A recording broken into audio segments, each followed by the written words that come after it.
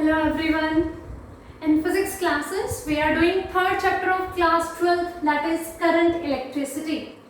And today we are going to discuss about resistivity, conductance and conductivity. In our previous classes, we have discussed a number of things. I have written few formulas which we have derived in our previous class. For example, the first one is relation between the current and the drift velocity. This is the formula for drift velocity, mobility, relation between electric field and potential difference, electric resistance, its dimensional formula, and current density. Okay, where capital A is representing the cross-sectional area of the conductor, small n is representing the number density, number of free electrons present per unit volume in the given material. E is the charge on electron, M is the mass on electron, L is the length of conductor, tau is the relaxation time, the time gap between the two successive collisions, and collisions are in between electrons and positive atoms or electrons and electrons. Okay, and mu is the mobility, Vd is the drift velocity, J is current density and it is a vector quantity. Area is a scalar quantity but current density is a vector quantity because we are using here area. Area is a vector quantity. In electric flux, Gauss theorem, we have discussed about the area vector, and in current density we are using the same concept. So, in today's class we are going to use these results. That's why I have written these results here. Let's start with the concept of resistivity. Its another name is specific resistance also. You need to keep these two names in your mind because in exam anyone can become. Okay, either resistivity or specific resistance. So let's start. This thing is based on the experimental observation. There were a lot of experiments performed and the conclusion was that the resistance of a conductor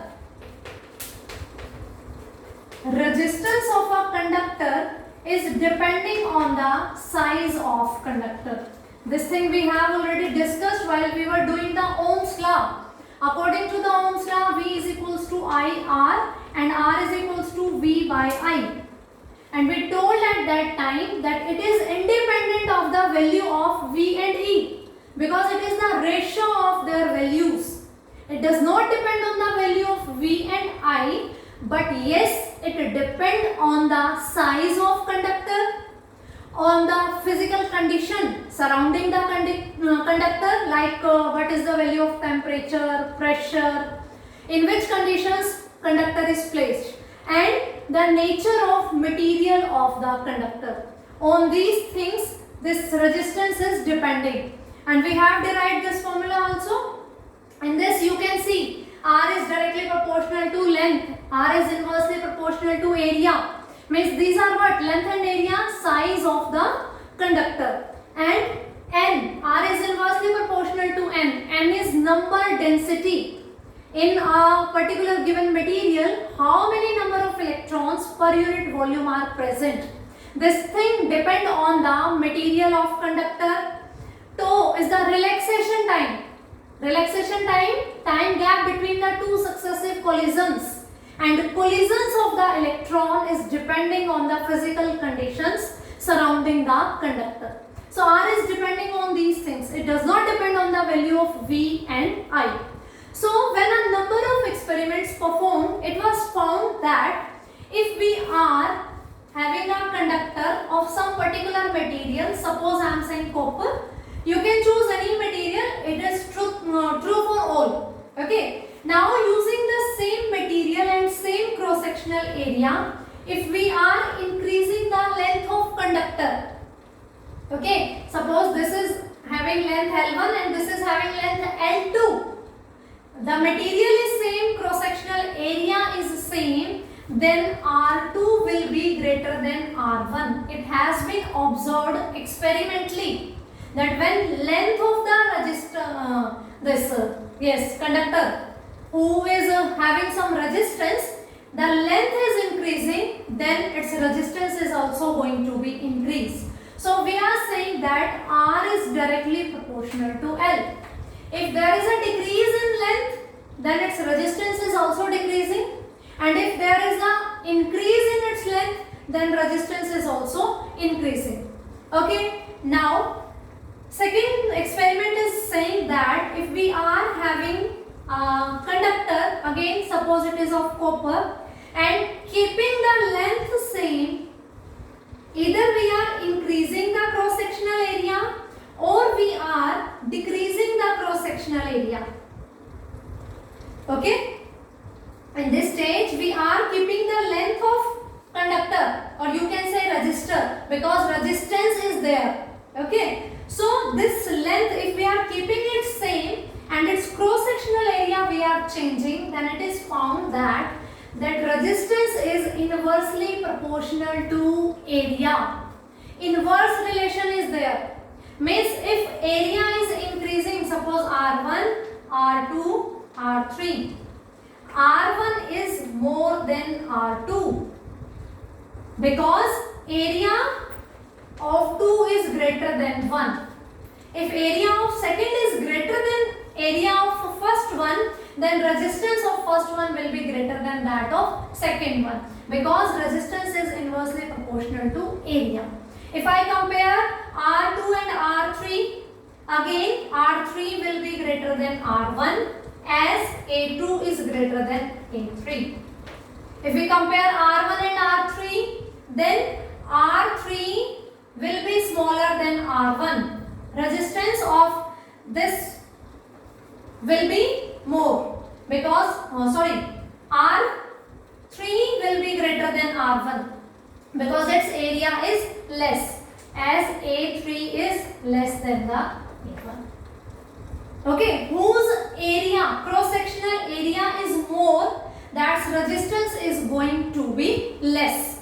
R1 and R3, R3's area is less than the means the third one is having less area as compared to the first one, so its resistance will be more than that of first one.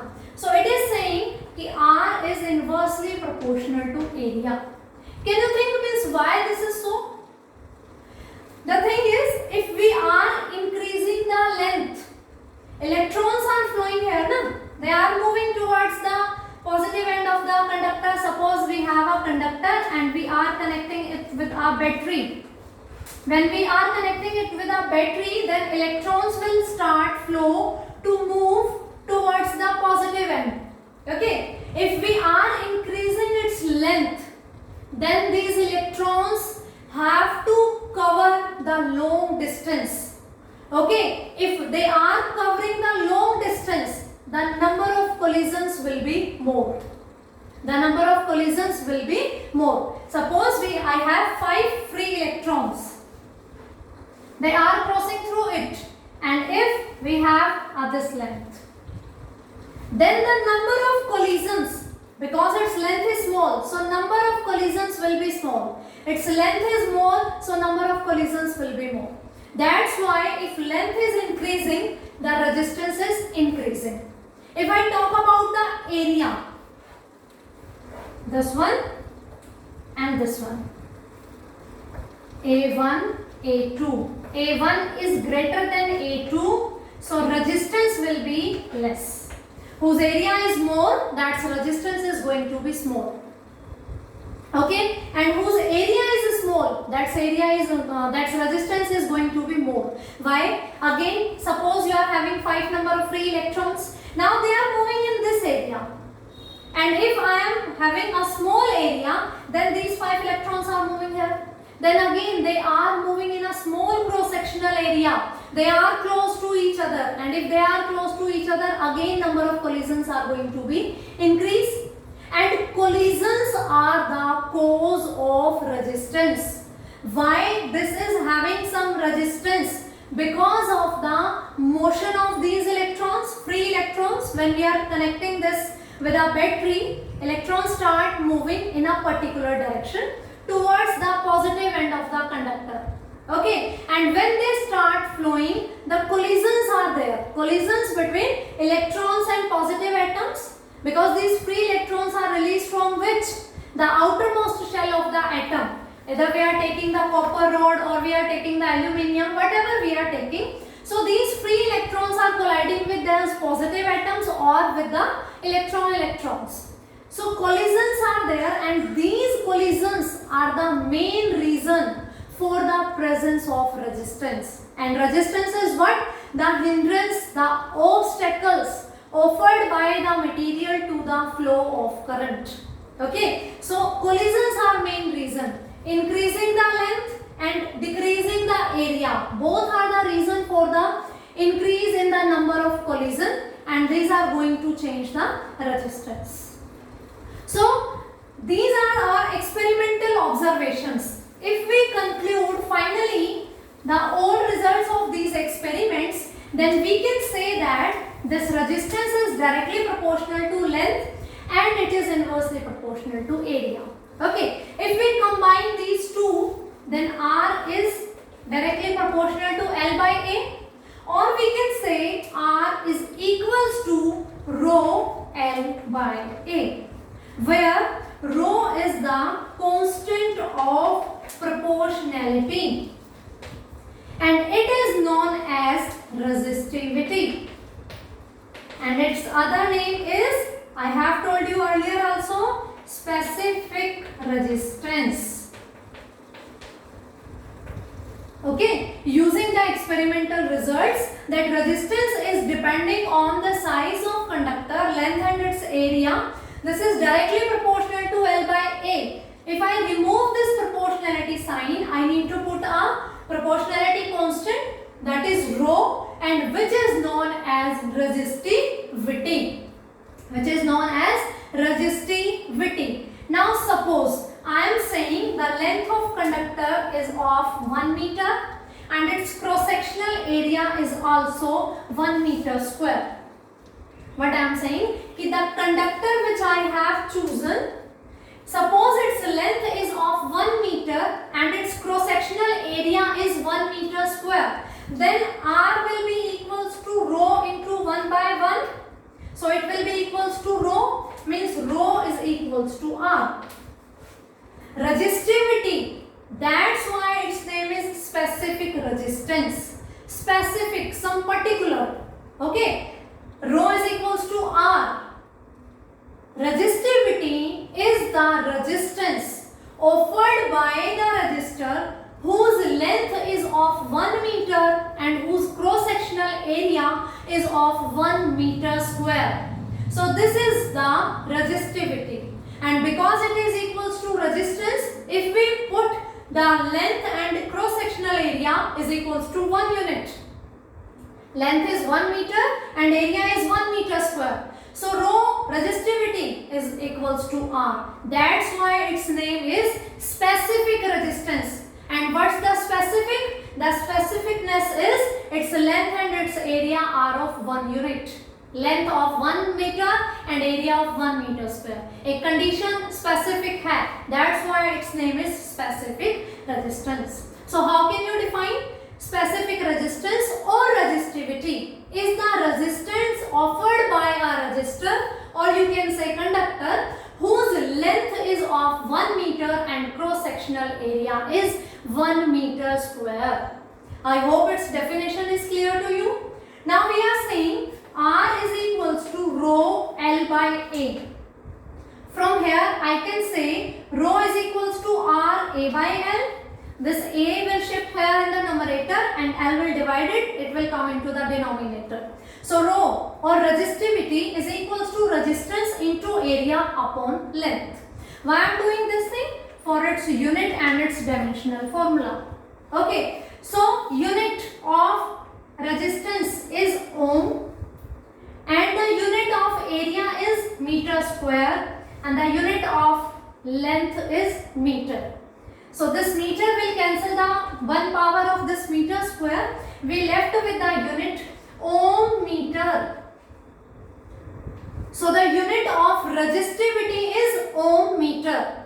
Unit of the resistance is ohm and unit of the resistivity is ohm meter. Let's talk about its dimensional formula. Okay, the dimensional formula of resistance. In our previous class we have calculated this thing. It is Ml2 T minus 3 A minus 2. Ml2 T minus 3 A minus 2 into area. Area means product of two dimensions. So L square upon length. Its dimension formula will be L. This L will cancel one power of this L and we left with Ml3 T minus 3 A minus 2. So the resistivity dimensional formula is Ml3 T minus 3 A minus 2 and its unit is ohm meter. Okay, its unit is ohm meter. And specific resistance, how can you define it? Specific resistance is the resistance offered by a conductor whose length is 1 unit and whose area is 1 meter square. So this is about the resistivity and its another name is specific resistance. Its unit is ohm meter and its dimensional formula is Ml3 T minus 3. Okay, now we are saying resistivity is R A by L. And in our previous class when we were discussing the different relations like relation between current and drift velocity, current and electric field intensity, there we come to know about this formula that R is equals to ML upon A and E square tau. Okay, in our previous class we have discussed this thing. So using this formula here, rho is equals to R ML upon A and E square tau. This is the value of R into A by L into A by L. Rho, specific resistance or resistivity, is equals to resistance into area upon length. And in previous class we have derived this formula for the resistance in the terms of number, density and relaxation time. So using that result, putting value of R into A by L, this L will cancel this and this A will cancel this A. So we left with rho is equals to M upon NE square tau. Now you can compare resistance and resistivity. Resistance was what? Rho L by A, or resistivity is R A by L. Using these results we can derive this thing. Now what are you noticing in this thing? Notice this thing that rho is not depending on the size of the conductor. It does not depend on L, it does not depend on A. R was having the value of L and A in its formula, but it is not having. So resistivity does not depend on size of the conductor, or you can say resistor. Okay? Rho does not depend on the size. It depends on the material. Means what is the nature of the material you are choosing. Why? Rho is inversely proportional to N. N is number density, number of free electrons per unit volume. This thing will be different for different materials. Copper, aluminium, gold, silver, etc. So it is depending on the material. Also, rho is inversely proportional to tau. Tau is relaxation time, the time gap between the two successive collisions. So it depends on the physical conditions surrounding the conductor, where the conductor is placed. Okay, what is the value of temperature and pressure? This thing depends on this term. So we can say that R means resistance is a property of object, means the size of object is important, and resistivity is a property of material. It does not depend on the shape and size. Suppose if I talk about the copper, I am choosing this, I am choosing this one, or I am choosing this one. Different shapes of the the conductor you are having, but all are made up of copper, then they all are having same specific resistance or same resistivity, because it does not depend on the size of conductor. It depends on the nature of material. If all are of copper, then resistivity is going to be same. But yes, R is not same for all, because R depend on the dimensions of object, size of object. Okay, that's why resistance is the property of object and resistivity is the property of material. Now, ohm meter. Ohm meter is what? Unit of the resistivity. Ohm meter is not just a unit. We are saying ohm meter is the unit of resistivity, but it is not just a unit, it is an instrument also. Ohm meter is an instrument also which is going to measure the resistance. Which is going to measure the resistance. Like ammeter, we are using to measure the current. Vernier caliper, we are using to measure the length or breadth. Similarly, ohm meter is also an instrument which we are going to use to measure the resistance. So always keep this thing in your mind that ohm meter is the name of two things. It is unit of resistivity, also it is the name of an instrument which we are going to use to measure the resistance. So I hope this resistance and resistivity concept is clear to you. Resistance is depending on the size of object, but resistivity is depending on its material and its surrounding physical condition. Okay, different materials are having different resistivity, but for a single material, different shapes can have different resistances. So I hope the concept of resistance and resistivity is clear to you. Now we are moving towards the term conductance and conductivity. If you are familiar with the terms resistance and resistivity, only then you are going to understand the concept of conductance and conductivity. Okay, their definitions are there only in our syllabus. Conductance, it is denoted by capital G and it is reciprocal of resistance, means R. G is equals to R. What was the resistance? The obstacles, the hindrance offered by the object to the flow of charges. Means current के flow में जो obstacles, जो hindrance, जो resist कर रहा है, that is the resistance. Okay. Its opposite is conductance. Means with how much ease or comfort the charges are flowing through a conductor. Means so easily or with so comfortably, if the charges are flowing through a conductor, if we are measuring this thing in this way, okay, देखो flow of charges is there. In the conductor, charges are flowing. Two things can be measured. That what are the obstacles, means how difficult for these charges to flow, or we can say how easily they are flowing through the conductor. If we are saying ki how means what are the difficulties, how the charge particles are moving in that difficult situation, that thing is the resistance.